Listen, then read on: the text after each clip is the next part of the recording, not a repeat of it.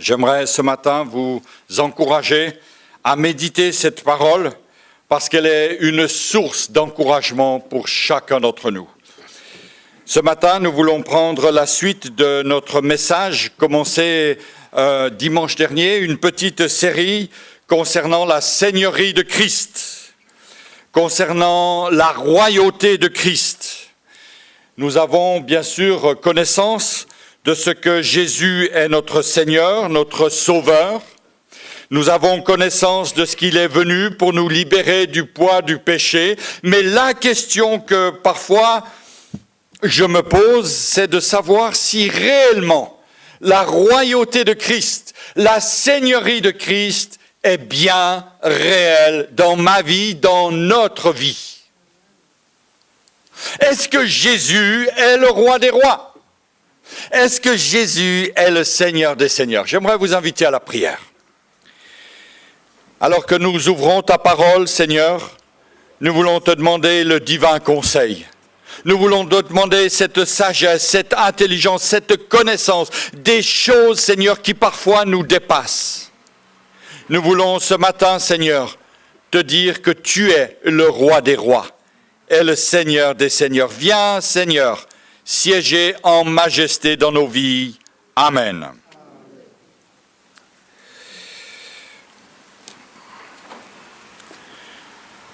Je crois pouvoir dire, bien-aimés, que notre vie, la vie du chrétien sous la nouvelle alliance, c'est-à-dire à partir du moment où Jésus-Christ a pris notre vie de péché, il a pris notre condamnation. Eh bien, cette vie n'est pas une vie religieuse, mais c'est une vie de puissance.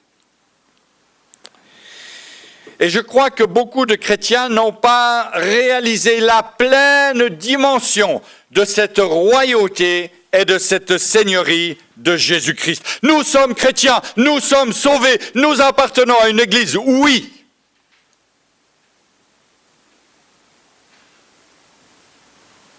Mais est-ce que la marche chrétienne s'arrête là ?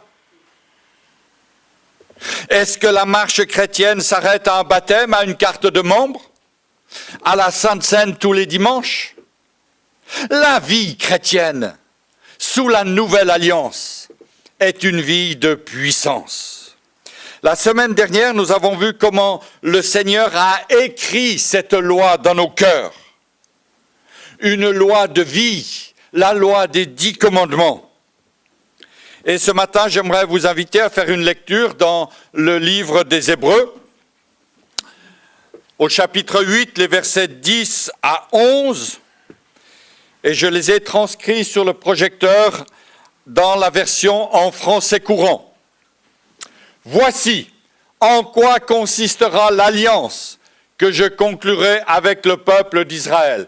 Après ces jours-là, déclare le Seigneur, j'inscrirai mes instructions dans leur intelligence, dans leur cœur, parfois dans leur esprit, parfois dans leur conscience. Je les graverai dans leur cœur, je serai leur Dieu, ils seront mon peuple. Aucun d'eux n'aura plus besoin de s'adresser à son concitoyen ou à son frère pour lui enseigner à me reconnaître, à me connaître, car tous me connaîtront, tous, du plus petit jusqu'au plus grand. Alléluia.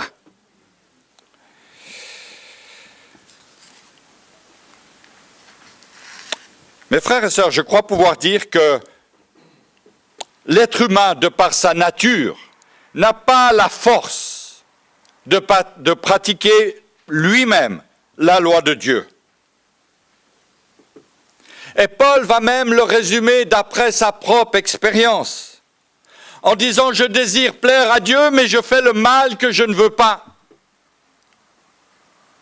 Et je ne fais pas le bien que j'aimerais faire. » Et il va dire « Malheur à moi, qui me délivrera de ce corps mortel ? Qui délivrera du corps de cette mort ?» J'aimerais faire ici une petite précision historique. Lorsque Paul écrit cela, il faut se rappeler qu'à cette époque, il y avait une condamnation extrêmement douloureuse, pénible, morbide. Pour ceux qui étaient condamnés à mort, c'était de les attacher à un cadavre. Et ainsi attachés à un mort, la putréfaction les gagnait petit à petit. Et ils mouraient dans des souffrances horribles, contaminés par le mort. Et c'est pourquoi Paul va dire, mais qui me délivrera de ce corps de mort ? Il y a une nature qui s'attachait à lui. Et cette même nature s'attache parfois encore à nous. Jésus est venu pour accomplir la loi. Il est venu sans péché. Il est mort sans péché. Il a porté le péché de tous les pécheurs de l'humanité. Il a accompli toute la loi pour nous donner cette liberté des enfants de Dieu. La Bible dit qu'il met ses lois dans notre esprit. Il les écrit dans notre cœur afin de nous libérer de ce corps de mort. Arrêtons-nous sur cette question finalement que j'aimerais développer avec vous aujourd'hui. Comment le Seigneur nous dirige-t-il ? Comment le Seigneur va-t-il nous conduire, va-t-il nous enseigner ? Afin que cette loi qui est écrite dans nos cœurs, et ça on l'a vu dimanche passé, puisse devenir une bénédiction pour toute ma vie. C'est une chose de dire ce qui est écrit, c'est une chose de énoncer les 10 commandements, mais les comprendre dans notre vie, les appliquer dans notre vie est une autre chose. Celui qui nous conduit dans la vérité, c'est l'Esprit Saint. Il prend de ce qui est à Jésus pour nous le donner, alléluia. Il nous engage à marcher en nouveauté de vie, il nous fait aller de progrès en progrès. Et je crois pouvoir dire que le Seigneur nous a donné son esprit pour nous diriger, pour nous consoler, pour nous relever. Lorsque nous parlons de notre conscience, lorsque nous parlons de notre intelligence et de la manière dont la Seigneurie doit s'exercer dans nos vies, j'aimerais que nous puissions prendre comme texte une parole que le Seigneur nous laisse dans l'épître de Jean, la première épître de Jean, au chapitre 2, au verset 20.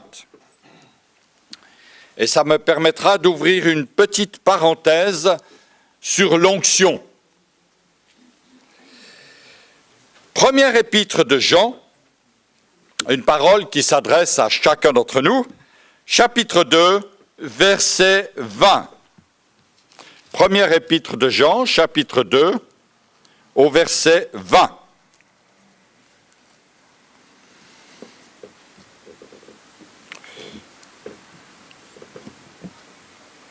Pour vous, vous avez reçu l'onction de la part de celui qui est saint, et vous avez tous de la connaissance.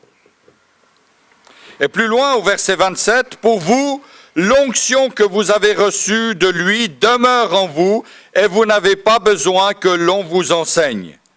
Mais comme son onction vous enseigne toutes choses, et qu'elle est véritable et qu'elle n'est point un mensonge, demeurez en lui selon les enseignements qu'elle vous a donnés. Ce sont des textes d'une puissance extraordinaire. Il nous est parlé ici d'une manière claire, d'une manière nette, de l'onction.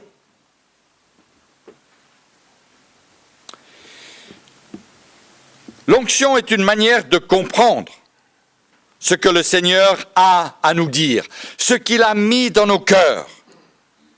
C'est en quelque sorte la manifestation de l'Esprit dans nos vies, de l'intensité de sa présence dans nos vies. Ce qui est déposé en nous par le Seigneur Jésus-Christ est rendu vivant et efficace par l'œuvre du Saint-Esprit, par l'onction de l'Esprit Saint. C'est l'Esprit qui donne vie à la loi écrite dans nos cœurs et par extension à tout ce que Jésus a déposé en nous.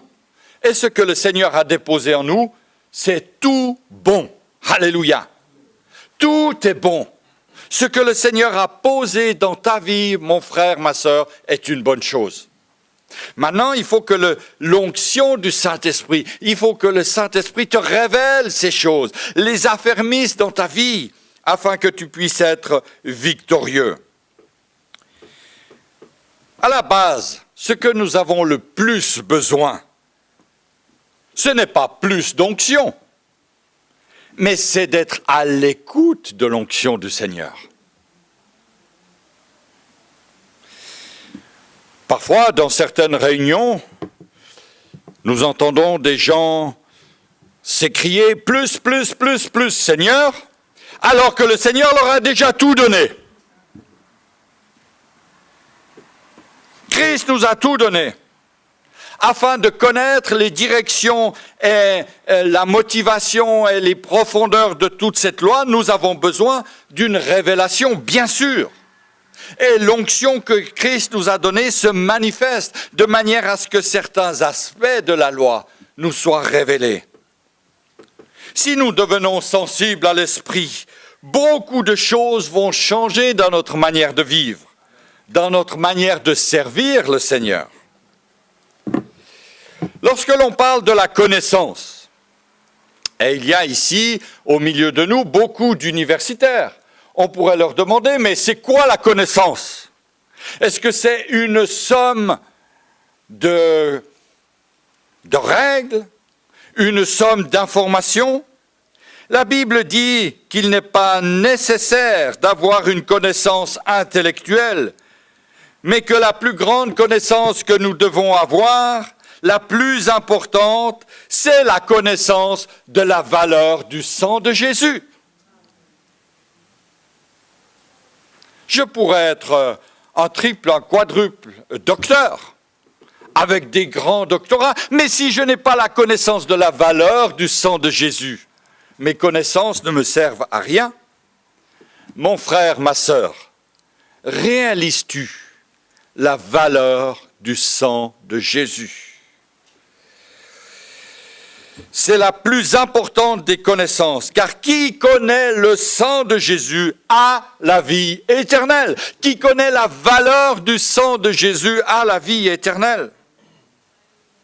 Sans cette connaissance, toutes les autres connaissances, toute notre intelligence, toute la somme de nos expériences acquises au travers de notre vie ne servent à rien. Parce que la connaissance de la valeur du sang de Jésus est à la base de notre vie.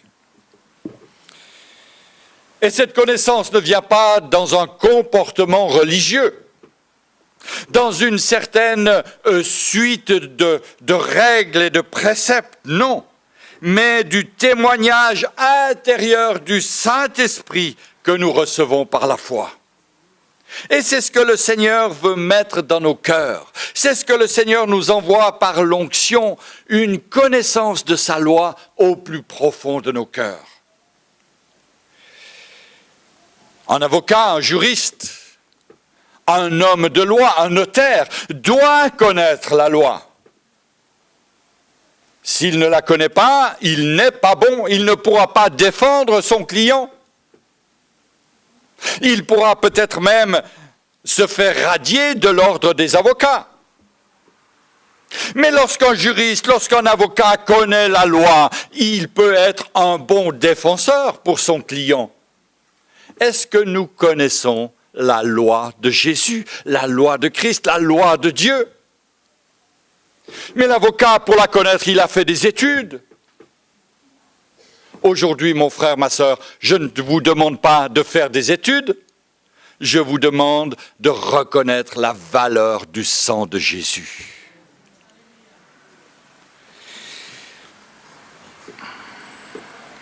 Lorsque Jésus va partir auprès du Père, ces paroles nous sont révélées dans l'évangile de Matthieu, au chapitre 28. Il va dire, allez, faites de toutes les nations des disciples.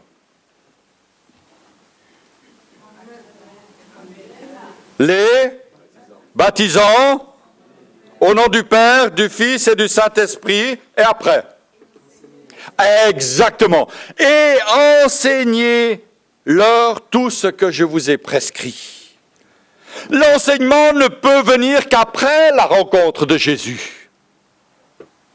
Il y a d'abord la rencontre avec notre Seigneur, puis il y a l'enseignement. Si nous plaçons l'enseignement avant la rencontre, nous revenons aux principes religieux de l'ancienne alliance. Lorsque je réalise qui est Jésus pour moi, lorsque je fais cette rencontre avec mon Seigneur, eh bien, tout ce que je veux faire, c'est grandir avec mon Seigneur, c'est apprendre de mon Seigneur. Et pour cela, j'ai besoin de cette onction. Avez-vous la connaissance de la valeur du sang de Jésus?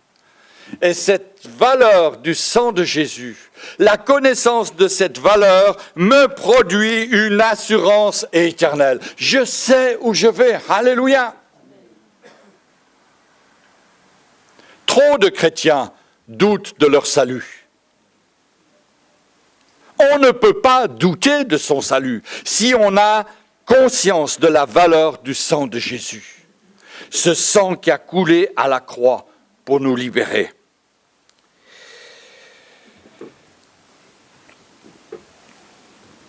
Lorsque nous parlons de service dans la maison de Dieu, nous parlons de ministère. Nous parlons de service. Et j'aimerais vous poser une petite question. Ce matin, c'est un peu une question piège, pardonnez-moi. C'est une question pour nous faire réfléchir, tous ensemble. Qu'est-ce qui est le plus important ? Le magistère ou le ministère? Ah, c'est quoi le magistère? Bonne question, mon frère. Le ministère est un service petit, ministère. C'est un petit, oui, le magistère est un service maximum. Qu'est-ce qui est le plus important dans la maison du Seigneur? Le magistère ou le ministère? Ah, répondez pas trop vite, hein? Le magistère, par exemple. La grande église de Rome va, par le magistère, établir des bulles pontificales, des encycliques, des règles. C'est le magistère, tout en haut. Et nous sommes dans une église où il y a des ministères. Qu'est-ce qui est le plus important? J'aimerais vous dire ce matin, ni l'un ni l'autre. Ni l'un ni l'autre. Nous ne sommes pas une église avec un magistère. À Dieu merci, en tout cas pas moi.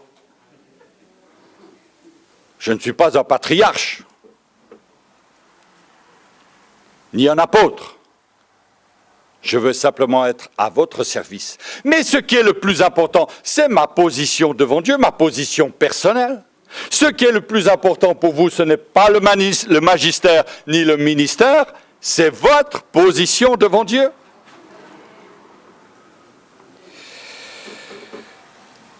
Ceux qui dépendent de leur magistère doivent appliquer ce que le magistère a décidé. Nous ne dépendons non plus pas d'un ministère. Lorsque des chrétiens, après tant d'années de vie avec leur pasteur, leur voient partir à la retraite et qu'ils s'écroulent en disant « Mais qu'est-ce qu'on va devenir ?» Eh bien, le pasteur, excusez-moi, il n'a pas accompli son travail.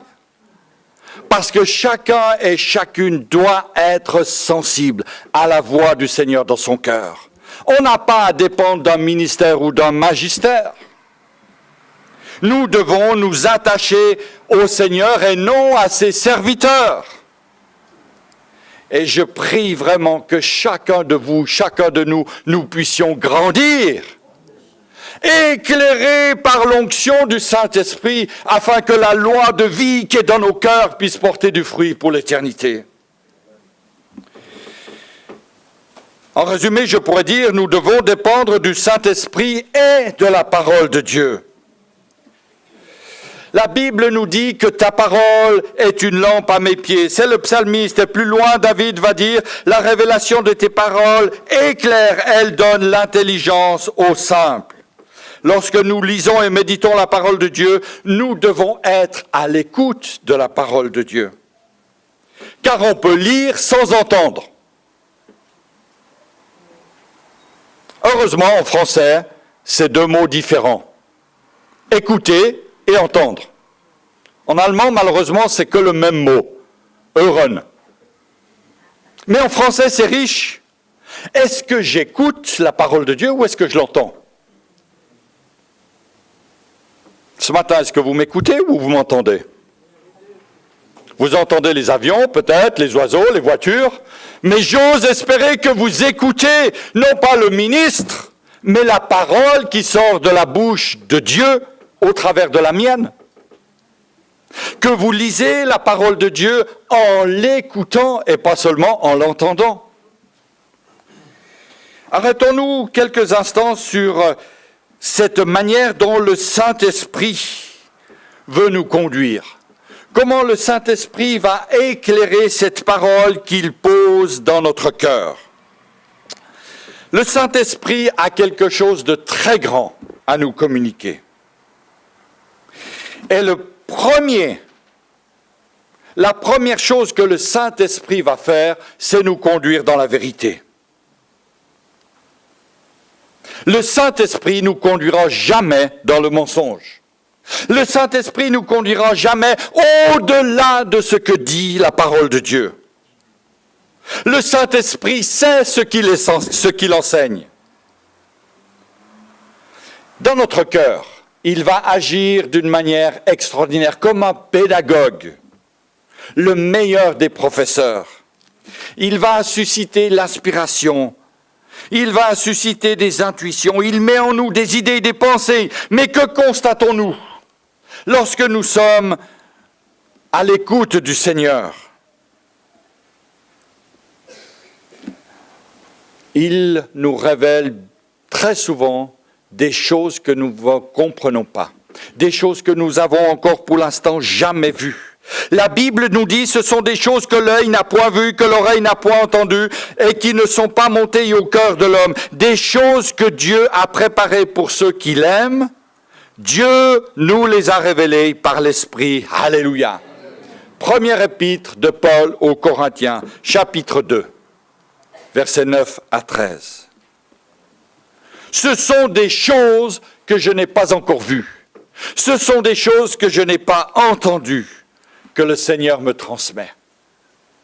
Ce que j'entends, ce que je vois, ce que je ressens fait partie du domaine humain. Mais Dieu veut nous conduire bien au-delà. Le Saint-Esprit a quelque chose de plus grand à nous communiquer que des choses humaines. Il veut nous révéler ce qui est dans le cœur de Dieu. Il veut nous révéler la profondeur, la largeur des 10 commandements. Et ce n'est pas par l'oreille, par l'intelligence ou les sentiments que nous allons accéder au cœur de Dieu, mais uniquement par le Saint-Esprit. Alléluia!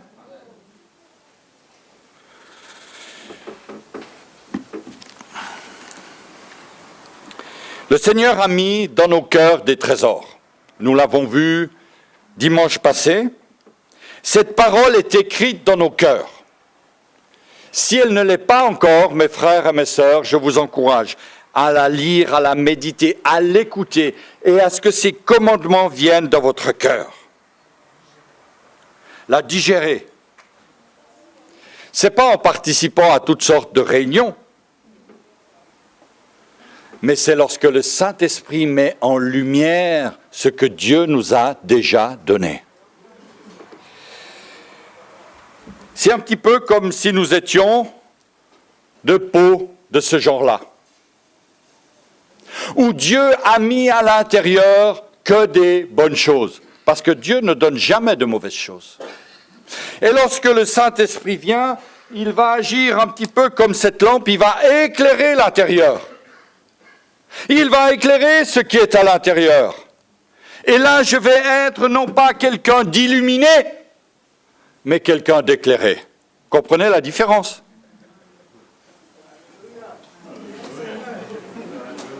Nous ne sommes pas des illuminés, nous sommes éclairés par le Saint-Esprit. La sagesse n'est pas dans la révélation.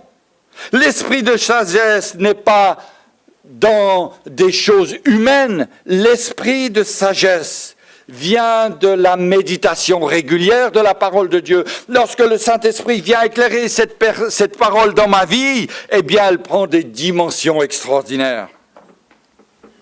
Dieu veut faire de nous des hommes et des femmes sages. Et j'aimerais dire ici que Dieu ne nous a pas promis de tout nous révéler. Parce que si nous savions tout, nous serions des dieux. Donc Dieu a décidé de nous révéler seulement certaines choses. Et j'aimerais dire ici même que nous ne devons pas vivre par des révélations successives, régulières. Il veut nous donner une grande sagesse, notre Seigneur, et pour cela, il nous attache à la lecture de sa parole. C'est comme Paul va le dire à Timothée, jusqu'à ce que je vienne, applique-toi à la lecture, à la méditation, à l'exhortation. Et le Seigneur nous a rappelé ce matin qu'il vient bientôt. Appliquons-nous à méditer cette parole. Bien sûr, la connaissance est nécessaire. L'intelligence doit être renouvelée. Le Seigneur nous encourage à être vraiment des hommes et des femmes, à approfondir d'une manière intellectuelle aussi la parole.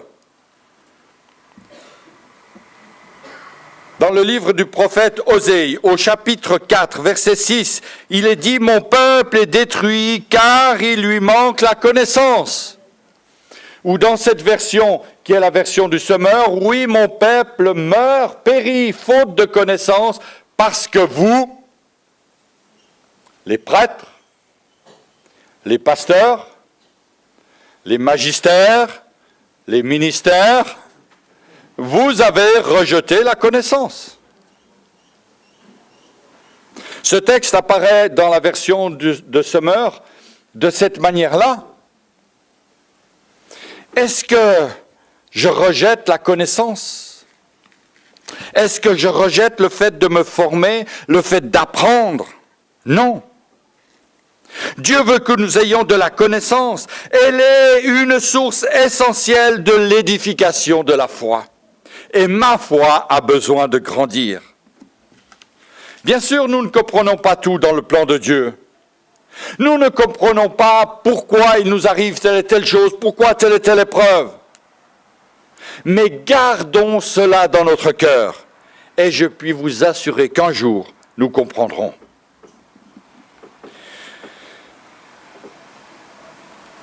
Lorsque l'apôtre Paul va écrire aux Corinthiens, je cite à nouveau ce verset dans la première épître au chapitre 13, verset 12. « Aujourd'hui, je connais en partie, mais lorsque je le verrai, alors je connaîtrai comme j'ai été connu. » Même l'apôtre Paul ne connaissait pas tout. C'est pourquoi ces textes nous encouragent à relativiser nos positions parfois très tranchées que nous avons pu prendre. Nos positions très carrées. Mon frère, ma sœur, que sais-tu de Dieu? Que sais-tu du plan de Dieu? Que sais-tu si ton mari, ton épouse, tes enfants ne vont pas être sauvés de telle ou telle manière? Que sais-tu? Ne te rebelle pas contre Dieu. Un jour, tu comprendras. C'est vrai que cette marche est parfois difficile. Mais le Seigneur nous appelle à relativiser toute chose. Un grand principe est que le fait de ne pas comprendre ne doit pas nous amener à repousser certaines règles de Dieu, certains textes bibliques. La foi est une chose, la compréhension de cette foi, de la parole, en est une autre. Je suis appelé à avoir une foi totale, une foi complète, mais je ne peux pas avoir une connaissance complète. En tout cas, pas moi. Allez peut-être voir Cédric, frère Roland. Nous n'avons qu'une connaissance partielle. Par contre, notre foi, elle doit être infaillible. Une foi béton à 100%. Une foi béton armé. Une foi que nul ne peut briser.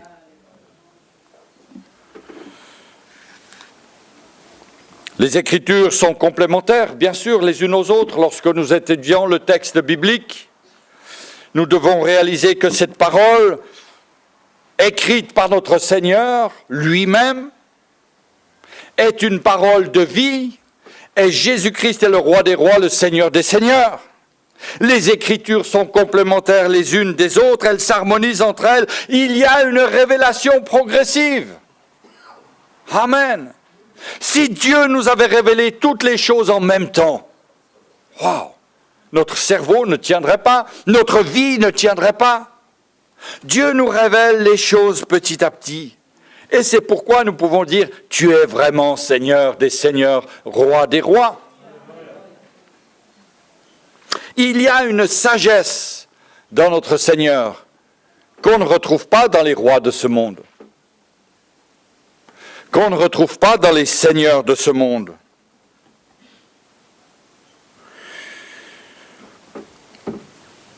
Si mon intuition, si ma pensée n'est pas validée par la Bible, n'est pas validée par la parole de Dieu, alors je dois la délaisser. Si pendant la nuit vous avez un songe, un rêve, une révélation, et que ce songe, ce rêve, cette révélation va à l'encontre de la parole de Dieu, ne venez pas demander au pasteur lequel il faut choisir. La parole de Dieu est le fondement de notre foi.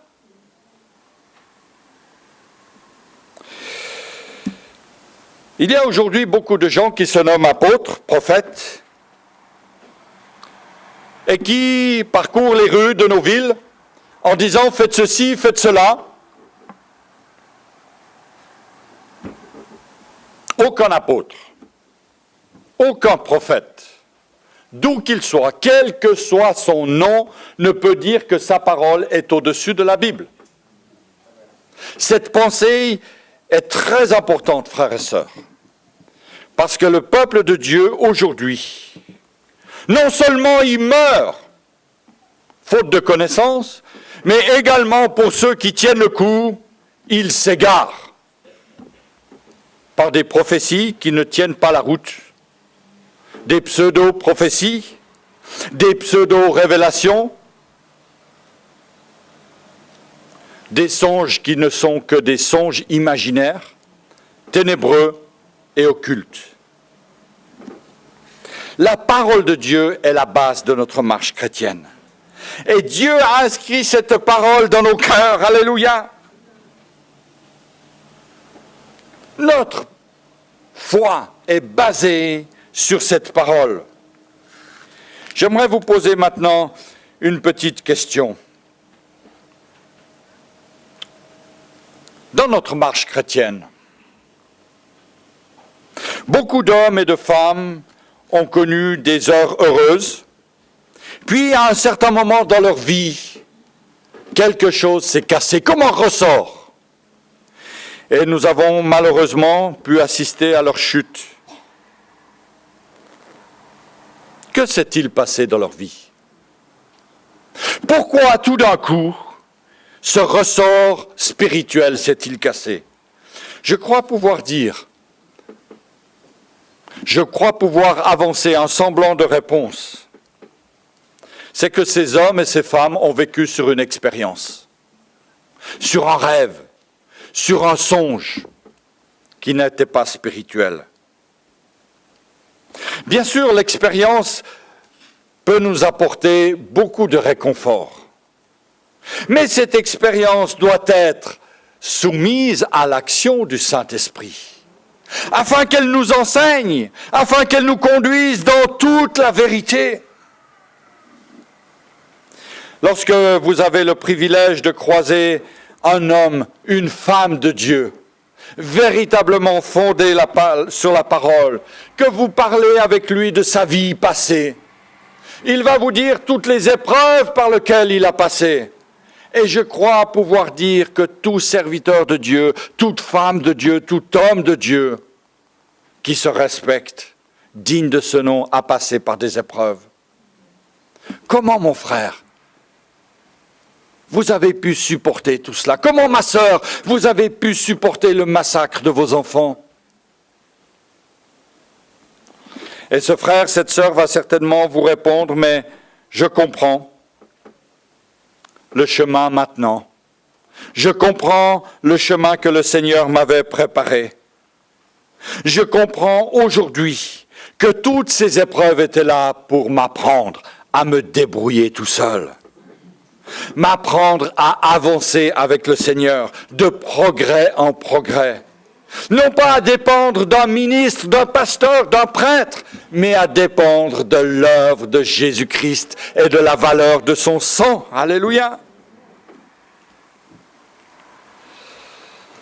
Les épreuves sont là pour nous montrer que Jésus-Christ est le roi des rois et le Seigneur des seigneurs.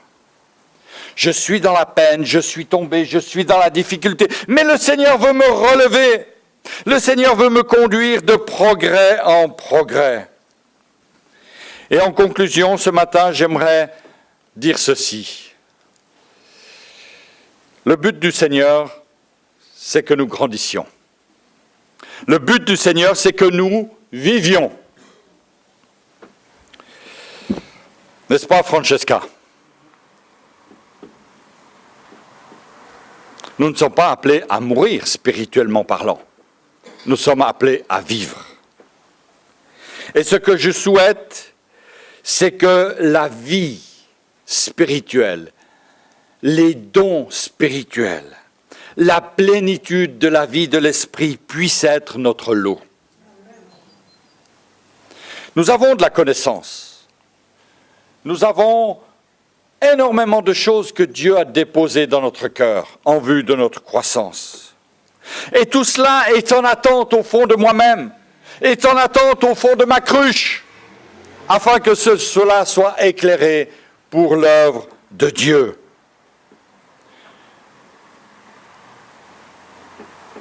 Quels que soient les services que nous accomplissons dans l'Église, quel que soit notre engagement dans l'œuvre de Dieu, nous devons réaliser que Jésus est le roi des rois et le Seigneur des seigneurs. Jésus est le roi de ma connaissance, il est le Seigneur de ma conscience, il va m'indiquer le chemin que je dois suivre. Et son chemin, même s'il est écrit en anglais ici, il y a le bon et il y a le mauvais. Il n'y a pas de chemin de milieu.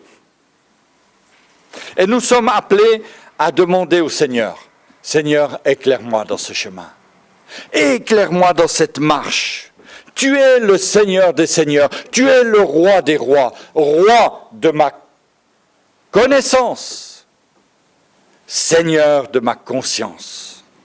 Je te donne tout, Seigneur. Je te donne tout. Nous voulons incliner nos cœurs, nous voulons prier. Seigneur, encore ce matin, nous voulons incliner nos cœurs devant toi, nous prosterner devant toi, toi qui es le roi des rois et le Seigneur des seigneurs. Merci pour ta parole qui est la vérité. Merci de l'éclairer par l'œuvre du Saint-Esprit, par cette onction, Seigneur, qui vient sur chacun d'entre nous. Seigneur, je veux te prier ce matin pour mes frères, pour mes sœurs qui sont là. Ceux qui sont fatigués, chargés, peut-être découragés, ceux qui voient dans leur intérieur que du noir, Seigneur. Oh Jésus, éclaire mes bien-aimés, montre-leur le trésor que tu as mis en eux. Et que la vie de cette nouvelle semaine puisse être une vie en abondance avec toi. Que cette vie, durant les jours qui viennent jusqu'à ton retour, puisse te louer et te glorifier. Puisse être, Seigneur, un témoignage à la gloire de ton nom. Seigneur, nous voulons rendre maintenant, sans effet, toutes les œuvres ténébreuses qui auraient pu être accomplies sur nous, autour de nous, en nous. Nous prenons une position d'autorité, Seigneur, et rejetons toutes les œuvres mauvaises de religion, de spiritisme, d'occultisme, nous les anéantissons dans le nom puissant de notre Seigneur. Que toute la gloire te revienne, Seigneur Jésus. Amen, amen et amen.